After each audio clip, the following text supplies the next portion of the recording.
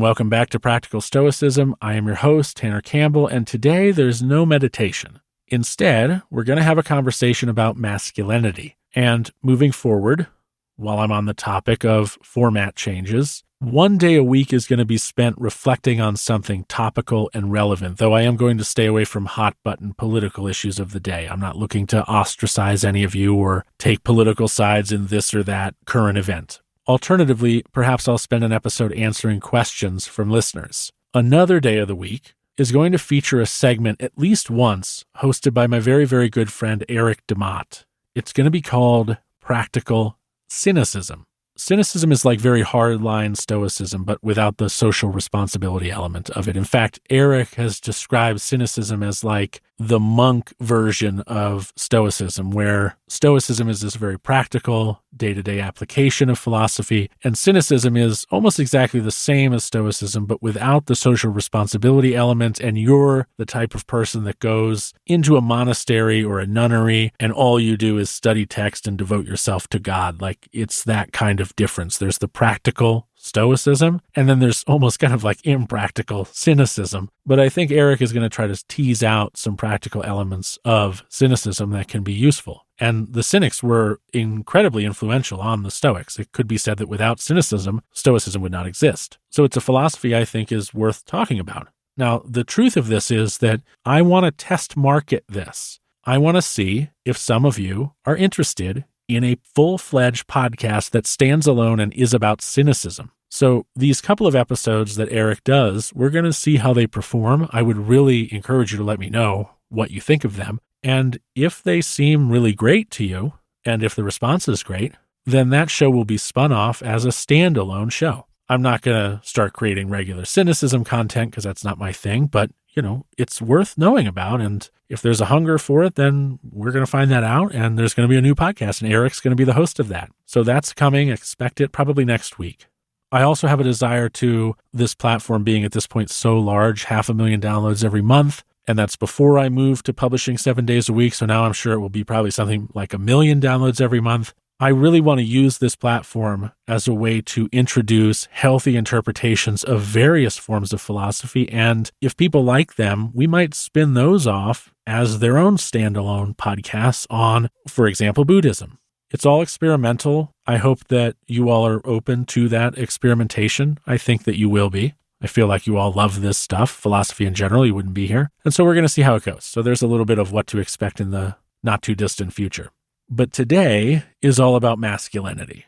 I would urge the women who are listening not to jump ship on this. I think you're going to like the episode. And I would urge the men who are listening, who are about to hear the term toxic masculinity and for whom that is a huge trigger, and I do understand why, to stick through it and actually listen to what I'm trying to say here, because I think you're going to get a lot out of it. One of the reasons I started this podcast was because I saw that a lot of young men were being caught in the clutches, to be very dramatic, of people who were in no way prepared to be teaching young men how to become grown men. It is probably the biggest reason I started this podcast, to get to young men and to give them a good and healthy idea of philosophy and masculinity before they fell into the hands or the clutches of these other far less qualified, let's say, masculinity influencers, alpha males, if you take my meaning. So stick through it. I think you're going to get a lot out of this one.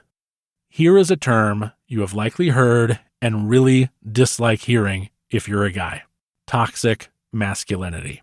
Activists have so well adopted this phrasing, they may have even invented it, I'm not sure, that we men only tend to hear it when it's being used as a pejorative by an activist. Activists are not, no matter what they're advocating for, usually interested in careful, thoughtful discussion. They are interested in advocating, right? That's what they're doing. And they're more like rhetoricians than they are philosophers. And that's okay. The world requires all kinds of people, and activists certainly play a necessary role.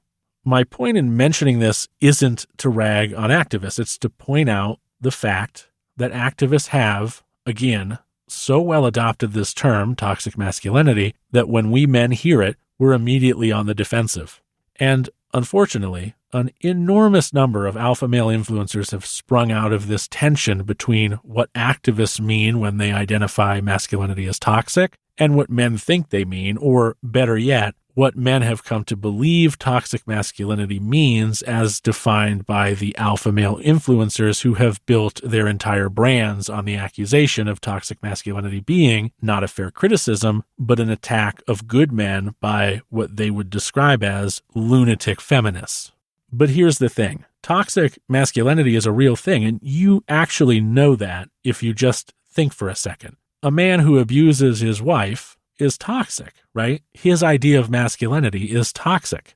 There's no question in any of our minds that an abusive ogre of a man has a toxic idea of masculinity. So toxic masculinity exists because men who are terrible jerks exist. And yes, women who are terrible jerks also exist, but this episode is about us men. So toxic masculinity is real. And there's this discomfort around talking about it because these alpha male men go their own way type of influencers have used the word as a way of warping, especially young men's minds, into thinking that toxic masculinity doesn't exist and it's actually women who are the problem.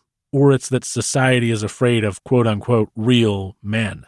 You might be asking yourself what this has to do with Stoicism. And I'm going to tell you it has everything to do with Stoicism. I'd like to spend the next few minutes of this episode describing healthy masculinity and suggesting that anything that isn't healthy masculinity is, if not toxic, then woefully incomplete and potentially damaging masculinity that all men should want to fix, solve, improve upon.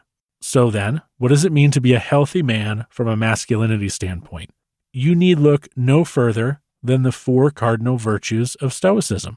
Number 1, a healthy man must be brave, not a warrior, not a pseudo-Spartan who craves an honorable death in combat, but brave. A healthy man must be brave because bravery enables an individual to stand up to tyranny and to stand for justice. Number 2, a healthy man must be just.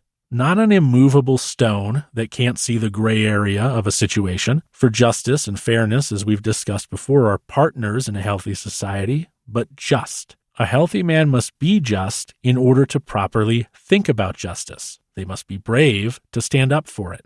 Number 3, a healthy man must be temperate. Not milquetoast, not indecisive, not without passion, but temperate.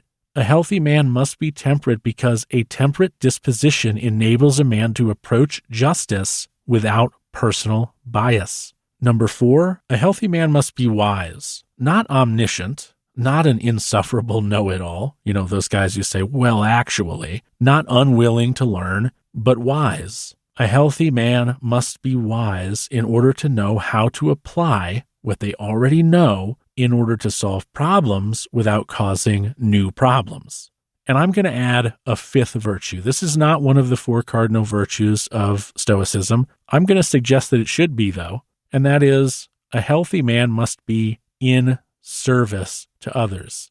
Not a martyr, not a holier-than-thou signaler of false virtue, but in service to others. A healthy man must be in service to others in order that his wisdom, bravery, temperate mind, and love of justice do not go to waste, that they actually have a purpose for having been developed. These are the 5 healthy pillars of masculinity. And again, notice that 4 of them are the 4 cardinal Stoic virtues, plus one of my own. Remember our pavilion of virtue? Well, give it a 5th column and make the roof healthy masculinity instead of virtue. Your work in life as a man, and this is my opinion, is to figure out how to develop these 5 pillars evenly so that your roof isn't lopsided or resting partially on the ground or completely on the ground in some cases.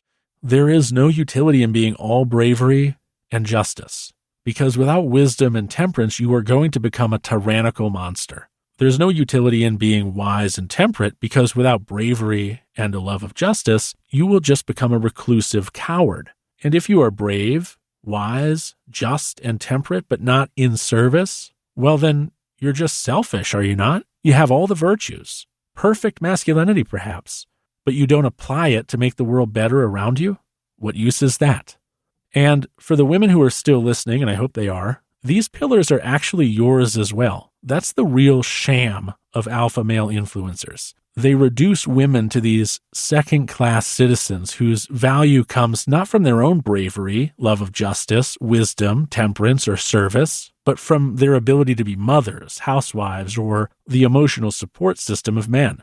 These alpha male influencers have such poorly constructed pavilions of virtue themselves that they are confused by the fact that female bravery and wisdom present differently in the real world. And instead of seeing the nuance, they see women as less than men. And to you men listening, you cannot allow these alpha male, lions care not for the opinions of sheep type influencers get their hooks into you, because their solutions are not solutions to the problems you actually face.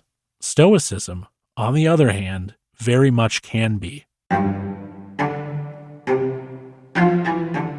Thank you for listening to this episode of Practical Stoicism. If you enjoyed it, if you learned something from it, consider leaving a review of this show on Apple Podcasts, Spotify Podcasts, or Podchaser.com. Again, if you'd like to get rid of ads and if you'd like to support the show, you can become a premium subscriber by going to stoicism.supercast.com, and any support you can give, I would greatly appreciate. Thank you again for listening, and until next time, take care.